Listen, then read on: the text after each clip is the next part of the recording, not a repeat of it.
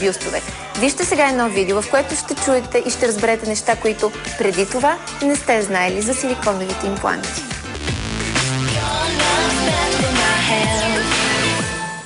В миналото се наблюдаваше една тенденция за поставяне на големи импланти, големи бюстове, но вече от 5 до 7 години се наблюдава световна тенденция да се използват импланти, които са средна големина. 360 до 410 кубика, вече в зависимост от формата, кръгла или капковидна. Подмускулно поставените импланти стоят много по-естествено, много по-добре, не се забелязва ръб. Първото, което е поставянето на имплантите през ареолата, се поставя разреза по долния полюс на ареолата, в долните 2/3, някъде около 2 до 3 см. Лактоферните канали, които свързват жлезата с зърното, не се нарушават и пациентката при една евентуална бременност и желание да кърми, ще кърми. Поставянето на импланти не затруднява визуализацията от ехография или от мамография. Силиконовият имплант няма да бъде никакво затруднение за диагностициране на някакъв процес.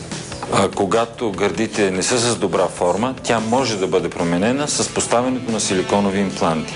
С правилен избор на правилната форма, правилната височина, гърдите могат да станат перфектни, независимо какъв е техният дефект. Много пациентки идват за корекция на гърдите, след като след едно или две раждания, след кърмения, които желаят да изглеждат добре, както са изглеждали преди бременността. Това става с така наречената редукционна мамопластика или премахване само на излишната кожа. Възстановителният период е пряко свързан с техниката, която се използва. Използването на лазера вместо конвенционалния скалпел и електрическия нож също помага за това възстановяване да бъде много по-бързо. Един протоколен възстановителен период трае от 2 до 3 дни. Пациентката престоява една нощ в болница, на другия ден се изписва, при който премахва се ластичната превръзка, слага се спортен сутиен. На третия ден я виждаме консултативно и вече на 5-7 ден тя е напълно адекватна, може да се извършва всичките всекидневни задължения. В много от случаите жените, които е време да подменят своите импланти, които са ги предпоставили преди 10 или 15 години, желаят имплантите, които ще поставим, да бъдат с по-малки размери. Това е свързано с премахване на излишната кожа, която се е получила вследствие на екстензията. В този случай трябва да се направи премахване на излишната кожа, независимо от това дали ще бъде около ареолата или ще бъде с техниката L-shape.